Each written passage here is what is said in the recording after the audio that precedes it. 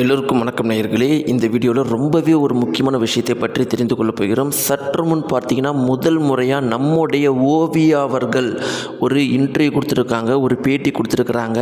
அதில் ஜெயம் ரவியை பற்றி நம்ம யாருக்குமே தெரியாத பல விஷயங்களை ஷேர் பண்ணதோடு மட்டும் கிடையாமல் குஷ்பு போன்ற பல பேரை இன்றைக்கி கடுமையாக தாக்கி விமர்சனம் பண்ணிகிட்டு இருக்கிறாங்க.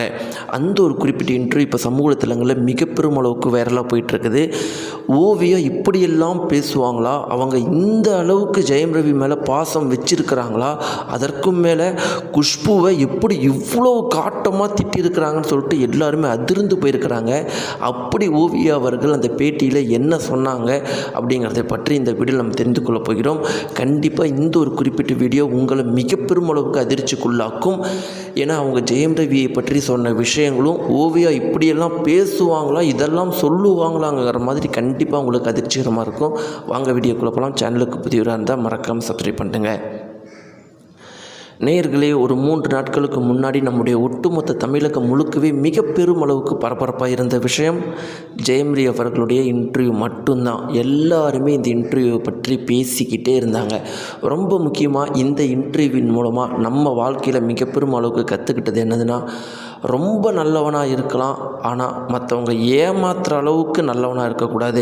ஜெயம் ரவி அவர்கள் ரொம்பவே நல்லவராக இருந்த ஒரு காரணத்தினால தான் அவங்களுடைய மனைவி அவங்கள ஏமாற்றி கல்யாணம் பண்ணிக்கிட்டாங்க அப்படிங்கிறது இதிலேருந்து தெளிவாக தெரியுது. அவங்க மனைவி ஏமாத்துறாங்க அப்படிங்கிறது கூட தெரியாமல் கல்யாணம் பண்ணிக்கிட்டாரு. கையை அறுத்துக்கிறேன் அப்படின்னு சொல்லிட்டு அவங்க சொன்ன உடனே பயந்துக்கிட்டு கல்யாணம் பண்ணிக்கிட்டாரு. ஆனால் அதன் பிறகு என்ன நடந்துச்சு அப்படின்னு பார்த்தீங்கன்னா, அவங்க மனைவி ஒரு ரூபா கூட இவர்கிட்ட இல்லாமல் இவர் சம்பாதிச்சு இவர் நடித்து வந்த பணத்தை கூட வாங்கி வச்சுக்கிட்டு இவர்கிட்டயே அதை கணக்கும் கேட்டுக்கிட்டு அதுக்கு இவர் பதிலும் சொல்லிக்கிட்டு இப்போ இவருடைய மகனை கூட பார்க்க விடாமல் அந்த மகனையும் பாடிகார்டை வச்சு பாதுகாத்து வச்சுக்கிட்டு இவர் போனால் அடித்து இவரை துரத்த விட்டுட்டு இப்படியெல்லாம் பண்ணுற ஒரு பொண்ணு கண்டிப்பாக அன்னைக்கு கையை அறுத்துப்பேன் நீங்கள் கல்யாணம் பண்ணலைன்னா அப்படின்னு சொன்னது மிக பெரும் அளவுக்கு இவர் ஏமாற்றுத்தனமான விஷயந்தான். அதையும் இவர் நம்பி ஏமாந்துருக்கிறாரு. அடுத்து கெனிஷான்னு ஒரு பொண்ணு வந்துச்சு. கெனிஷாவை முழுக்க நம்பினார். ஆனால் இங்கே இருக்கிற பிரச்சனைகள்லாம் தாங்க முடியாமல் அவங்களும் விட்டுட்டு போயிட்டாங்க. அதனால் இப்போ யாருமே இல்லாமல் பைத்தியம் பிடிச்ச நிலைமையில் ஜெயம் ரவி அவர்கள் இருக்கிறாரு. அவருக்கு ஆதரவாக இப்போ பல பேர் தங்களுடைய கருத்துக்களை சொல்லிகிட்டு இருக்கிறாங்க.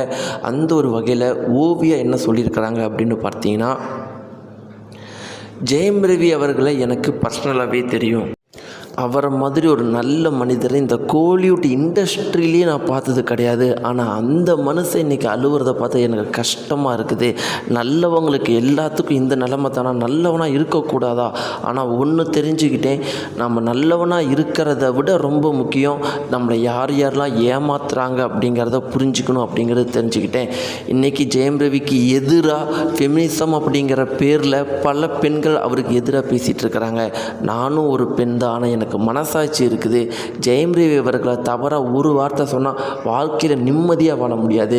யாரெல்லாம் ஜெயம் ரவி அவர்களை தவறாக பேசுனாங்களோ, ரொம்ப முக்கியமாக கோலிவுட்டில் இருக்கிற பெண்கள், ஏன்னா அவங்க எல்லாத்துக்குமே தெரியும் ஜெயம் ரவி பற்றி, அவருடைய கேரக்டரை பற்றி ஒட்டுமொத்த கோலிவுட் இண்டஸ்ட்ரிக்கே தெரியும். ஆனால் உங்களுடைய புகழுக்காகவும் அந்த ஃபெமினிசம் பேசணும் அப்படிங்கிற ஒரே ஒரு காரணத்துக்காகவும் அரசியலுக்காகவும் அவர் தவறாக பேசினீங்கன்னா உங்களுக்கு மனசாட்சி அப்படிங்கிறது ஒன்று இல்லவே இல்லைங்கிறதுல மாற்றுக்கிறதே கிடையாது. கண்டிப்பாக ஜெயம் ரவி அவர்கள் எல்லாம் மீண்டு அவருக்குன்னு ஒரு நல்ல வாழ்க்கை கண்டிப்பாக அமையும்னு நம்புறேன்னு சொல்லிட்டு ஓவியா அவர்கள் சொல்லியிருக்கிறாங்க. நேயர்களே, இதை பற்றின உங்களுடைய கருத்துக்கள் என்ன? நீங்கள் என்ன நினைக்கிறீங்க? ஜெயம் ரவி அவர்கள் தன்னுடைய வாழ்க்கையில் பண்ண மிகப்பெரிய தவறுன்னு நீங்கள் நினச்சதை மறக்காமல் கீழே கமெண்ட் பாக்ஸில் தெரிவிங்க. நன்றி.